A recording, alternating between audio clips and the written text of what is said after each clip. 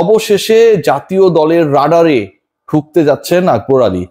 বিভিন্ন সময় এই ক্রিকেটারকে নিয়ে বিচ্ছিন্নভাবে আলোচনা তৈরি হলেও শেষ পর্যন্ত দল নির্বাচনের ক্ষেত্রে আকবরের সমসাময়িক যে ক্রিকেটাররা রয়েছেন, সেটা শরীফুল হতে পারেন, তাওহিদ হৃদয় হতে পারেন, তানজিম সাকিব হতে পারেন, কিংবা আমাদের ছোট তামিম হতে পারেন পারভেজ হোসেন ইমন, এই যে 5-6 জনের আমি নাম বললাম, তারা নানা সময় ন্যাশনাল টিমের প্রতিনিধিত্ব করলেও আকবর আলীর বিশ্বাস করুন আর নাই করুন 3 ফরম্যাটের কোনোটাতেই এখন পর্যন্ত জাতীয় দলের হয়ে খেলার সুযোগ হয়নি। জাতীয় দলে একবার ডাক পেয়েছিলেন আমাদের বিখ্যাত মিনহাজুল আবেদিন নান্নু, সেই সময়টা আকবর আলীকে কল করেছিল এবং তিনি জানতেন না যে আকবর আলী ওই সময়টায় এনসিএল এর ম্যাচে ব্যস্ত ছিলেন, সম্ভবত বরিশালে অবস্থান করছিলেন, সেখান থেকে ঢাকায় এসে জাতীয় দলের ক্যাম্পে যোগ দেওয়াটাই তার জন্য আসলে দুঃসাধ্য ছিল এবং সেটা তিনি করতে পারেন নাই। আকবর আলীকে নিয়ে এই আলোচনা হবার কারণ, অথবা আকবর আলীকে নিয়ে নীতিগত সিদ্ধান্তের জায়গাটায় বাংলাদেশ ক্রিকেট বোর্ড একটা ব্যাপারে পৌঁছানোর প্রধান কারণ, যেটা আমি সৌম্য সরকার প্রসঙ্গে আসছি, একটু অপেক্ষা করুন, সালাউদ্দিনকে নিয়ে আপডেট রয়েছে। আকবরকে নিয়ে এই সিদ্ধান্তগুলো হবার কারণ বাংলাদেশের ভঙ্গুর মিডল অর্ডার। আপনারা যদি বাংলাদেশের সেই যুবাদের কীর্তিটা একটু খেয়াল করে দেখেন, বাংলাদেশের আইসিসি লেভেলে একমাত্র চ্যাম্পিয়নশিপ যেটা, সেটা অনূর্ধ্ব 19-এর বিশ্বকাপ জয়। সেই ম্যাচটায় আকবর যে ইনিংসটা খেলেছিলেন, 30+ ইনিংসটা, অপরাজিত থেকে বাংলাদেশকে যেভাবে জিতিয়েছিলেন, যেভাবে ড্যামেজ কন্ট্রোল করেছিলেন একলা ব্যাট হাতে, সেই আকবর আলীর ভূমিকায় জাতীয় দলে কাউকে প্রয়োজন, এবং সেই কেউটা কেউ হতে পারেন নাই। এখন বলা হচ্ছে যে জুলিয়ান উড, যিনি আসলে হাতুড়ি বাটাল নিয়ে ঘোরাঘুরি করেন, বিশাল একটা তার কি যেন রয়েছে, ওই অস্ত্রটা নিয়ে বাংলাদেশে এসেছিলেন এবং পরবর্তী সময় তার কাছ থেকে দীক্ষা নেওয়ার পর অরিজিনাল ক্রিকেট যেটা, ন্যাচারাল ক্রিকেট যেটা, সেই ক্রিকেটটা বাংলাদেশের ক্রিকেটাররা ভুলে গেছেন। বাংলাদেশের 5-6-7-এর যে জায়গাটা রয়েছে, অন্তত 6 বা 7-এর যে জায়গাটা রয়েছে, উইকেট কিপিং অপশনের যে জায়গাটা রয়েছে, সেই জায়গায় Bangladesh team management they want someone যিনি রেসপন্সিবিলিটি নিতে পারবেন, অ্যাটাক করতে পারবেন, এবং যার সহজাত নেতৃত্বের গুণ রয়েছে। নেতৃত্বের গুণ মানে তাকে ক্যাপ্টেন বানিয়ে দেয়া হচ্ছে বা হবে এরকমটা না, জাতীয় দলের ক্যাপ্টেন হয়ে যাচ্ছেন আকবর।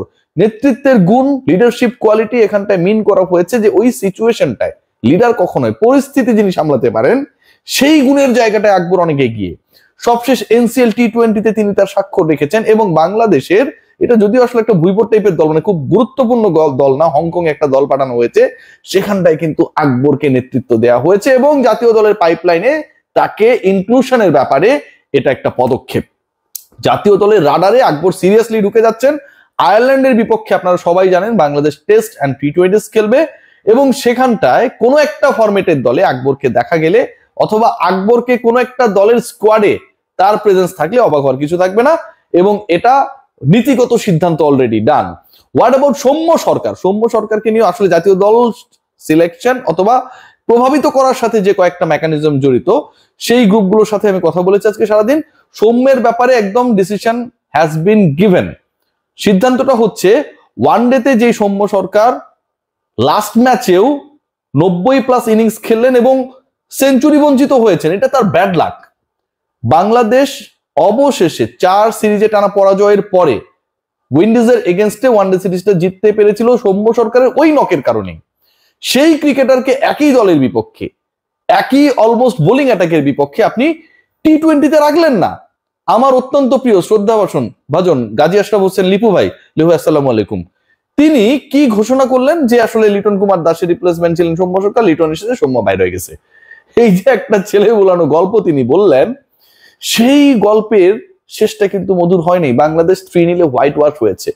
ঘরের মাঠে বাংলাদেশ 4 বছর পরে এভাবে বাজেভাবে পরাজিত হয়েছে। সো এই যে ঘটনাগুলো ঘটেছে, এন্ড অফ দ্য ডে এখানটায় রং সিলেকশন একটা বড় ভূমিকা পালন করেছে। সৌম্য সরকারকে টি20তে নিয়মিত স্কোয়াডে রাখার ব্যাপারেও একটা সিদ্ধান্ত হয়েছে, লাইক আকবর আলী, যে আকবর আলীকে এখন জাতীয় দলের রাডারে আমরা চাই। হিসাব সহজ, আকবর আলী ন্যাশনাল টিমের 16 সদস্যের দলে থাকবে সামনের থেকে, হিসাব সহজ।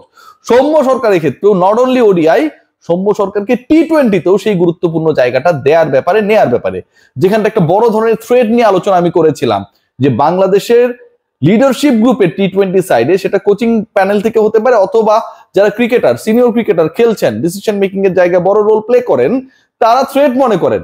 সৌম্য সরকারের কোয়ালিটি, অ্যাবিলিটি, স্কিল নিয়ে আসলে কারো কোনো ধরনের সংশয় নেই। সৌম্য যদি এখন ধরেন ওপেনিং ওর নাম্বার 3-তে দাঁড়িয়ে যায়, তাহলে কারো কিছুটা হলেও তাদের জায়গাটা ধরে রাখাটা ডিফিকাল্ট হয়ে যেতে পারে। এই যে একটা সংশয় আর ভয়, সিন্ডিকেট সৌম্যকে ইন করানোর ব্যাপারে সেই ভয় আর সংশয়ের কারণে শেষ পর্যন্ত দূরে ঠেলে দিয়েছে আমিরুল ইসলাম বুলবুলের ক্রিকেট বোর্ড। অবশেষে সৌম্যের ব্যাপারেও they are going to take a very strict and logical decision that will be clear. আপনারা সবাই জানেন যে ক্রিকেট অপারেশনস এর চেয়ারম্যান নাজমুল আবেদিন ফাহিমের ক্ষমতা কমানো হয়েছে। ক্রিকেট অপারেশনস এর এই মুহূর্তে তিনি বাংলাদেশের রাষ্ট্রপতির মতো ছায়া একটা ক্রিকেট অপারেশনস কমিটি গঠন করা হয়েছে, যেখানটায় রয়েছেন 4 জন সাবেক জাতীয় ক্রিকেটার, যার 3 জন ক্যাপ্টেন, যেখানটায় রয়েছেন আমার অত্যন্ত শ্রদ্ধাভাজন পরম শ্রদ্ধেয় ফারুক ভাই আসসালামু আলাইকুম, রয়েছেন আব্দুর রাজ্জাক, সেখানটায় রয়েছেন বাংলাদেশ জাতীয় দলে প্রতিনিধিত্ব করা সাবেক ক্যাপ্টেন খালেদ মাসুদ পাইলট এবং আমিনুল ইসলাম বুলবুল তো রয়েছেনই। তো এই যে 4 জন রয়েছেন, এই 4 জন আলটিমেটলি ক্রিকেট অপারেশনসকে বাধ্য হয়ে কন্ট্রোল করবেন। লাগাম না টানলে, নাক না গলালে আসলে ক্রিকেট অপারেশন যেভাবে গোলে মেল্টেড হয়ে পদ্মা থেকে বুড়িগঙ্গায় তারপরে বঙ্গোপসাগরে মিশে গেছে, এটা ভাই মেনে নেওয়া যায় না। বাংলাদেশ দলের ব্যর্থতার প্রধান কারণ ক্রিকেট অপারেশনসে আপনি যোগ্যতম মানুষকে বসাতে পারেন নাই। মানেন আর না মানেন, এটাই সত্য, এটাকে মেনে নিতে হবে। একজন কোচ তার মতো করে সিন্ডিকেটবাজি, কোরামবাজি করবে, আর বাংলাদেশ ক্রিকেট বোর্ডের ইলেক্টেড ডাইরেক্টর যারা তার বস, এমপ্লয়ার, তারা চেয়ে চেয়ে দেখবে। এটা হইতে পারে ভাই? এই ঘটনাই হয়েছে। তো এই যে এই ঘটনাটা ঘটছে, এই ঘটনাটা যেভাবে ঘটেছে সেটাকে অফ করার ব্যাপারে মোটামুটি ডিসিশন হয়ে গেছে, এবং ওই কোরামবাজির কারণে যে সৌম্য সরকাররা বাদ পড়ে যান সেটাও বন্ধ হচ্ছে। What about Salahuddin? Salahuddin update আমি প্রমিস করেছিলাম আপনাদেরকে দিব। সালাউদ্দিনের জায়গায় মানে সিনিয়র অ্যাসিস্ট্যান্ট কোচের যে পোস্টটা, সেটা ডেভিড হ্যামকে দেওয়ার একটা পরিকল্পনা বাংলাদেশ ক্রিকেট বোর্ড অলরেডি করে ফেলেছে। সিরিয়াসলি